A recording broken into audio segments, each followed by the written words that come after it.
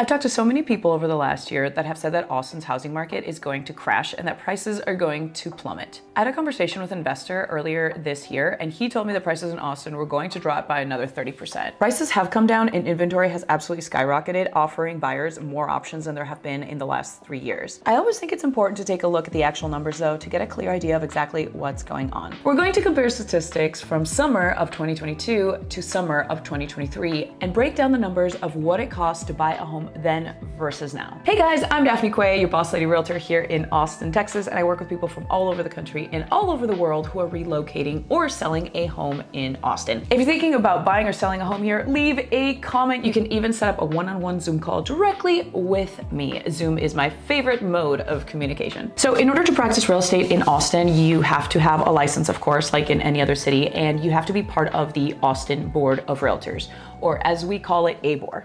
Every month, the Austin Board of Realtors releases market statistics in an infographic about what the housing market was doing the month before in Austin and surrounding areas. One of the things that they do that's really helpful is that they release an infographic with a breakdown of these numbers to give a clear idea of what the market's doing. I thought it would be really interesting to take a look at the infographic from June of 2022 right next to the infographic from June of 2023 so that we can compare side by side. If you're curious about the cost of buying a home in today's market, you're going to want to watch this video all the way to the end because we're going to get down in the nitty-gritty and really break down what it costs to buy a house today versus last year. Also, before I begin, please keep in mind that this is only for Austin proper. We're not including suburbs, we're not including other counties. Alrighty, so let's go. I'm going to start with the infographic from June of 2022 here on the screen. First, we can see that the median sales price in June of 22 was $615,000. I'm surprised, honestly, though, that price isn't a little bit higher. We can also see that the average days on market was 13 days. I do want to make a note, though, that most homes that hit the market in summer of 2022 would typically sell in a few days, if not over the weekend. There was a total of $800 million in total sales for the month, along with 1.8 months worth of inventory. This basically means that if all the houses were to sell, all of them would be completely sold in 1.8 months. That's also a very clear indication of really low inventory. I remember at one point in early 2022, there were less than 2,000 homes available on the market in Austin proper. That's extremely low. We had literally never seen such low inventory in the Austin area. So now that we looked at the statistics from June of 22, let's jump to June of 2023. Here we can see that the median sales price was right around $588,000. Average days on market is 44 days. There was 3.9 months of inventory and active listings went up to 2,872. And total sales volume was $709 million.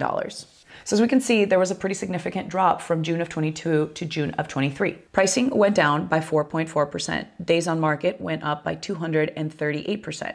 Inventory went up 116%, and total sales volume went down by 11.37%. Okay, so keep watching because this is the good part. We're going to break down the costs of what it would have cost you to buy a home last year versus the cost to buy a home this year. There's a lot of info here and there's going to be a lot of numbers, so I'm going to try to move through this pretty quickly. Bear with me. And if you have questions about any of this, please leave a comment at the bottom. I really try to answer every single comment. Let's start by taking the example of a home that costs $595,000. If you bought the home in the summer of 2022, there would have more than likely been other offers on this particular home.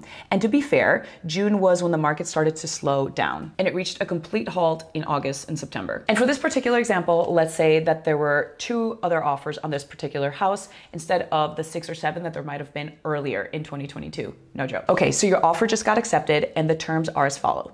Price, $630,000.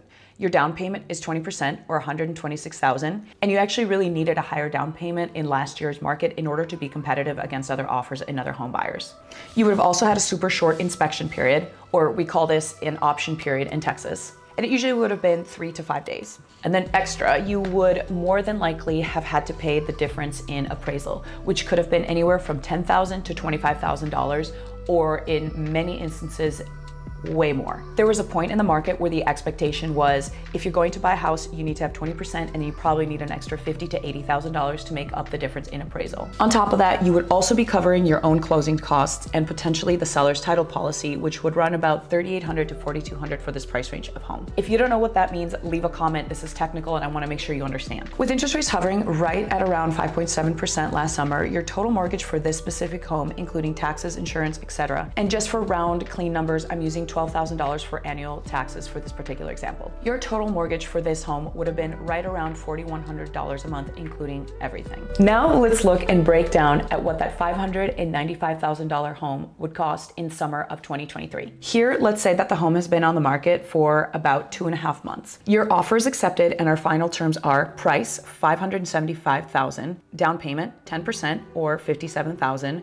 normal 7-day inspection or option period as we call it in Texas. Extra, if the home has been on the market for a while, we can ask the sellers to cover your closing costs, so it's possible to get a credit at closing. So for this example, let's say that the seller paid credit for you for this home is $8,000. I'm not a lender, you guys, so do not come at me if interest rates are higher or lower by the time you're watching this video. Your total mortgage for this home, including taxes, and I'm using the same $12,000 that I was using for the previous example, including PMI or mortgage insurance because you're putting down less than 20%. Your total monthly payment for this home would be right around $4,500. Clearly, this is a lot higher. However, we have to look at the fact that you get to keep the extra $57,000 along with an $8,000 seller credit. Depending on your situation or the home that you're buying, that's extra money that you could use either to invest in something else or you can use to fix up the house that you're buying. In my opinion, both of these scenarios are kind of expensive regardless of how you look at it. These are all pretty real numbers that we covered and there was a lot of information here. Like I said, I'm not a lender, so don't quote me 100% on any of this. This is all ballpark, but I really wanted to offer a real life example so it could set expectations if you're thinking about buying a home in the Austin area. There were a couple things that we threw in here that were pretty technical, so if there's anything that you didn't understand, leave a comment. Like I said, I really make an effort to answer every comment that I can. That's all I have for you guys. Thank you so much for watching. I'm Daphne Quay, your boss lady realtor. Till next time.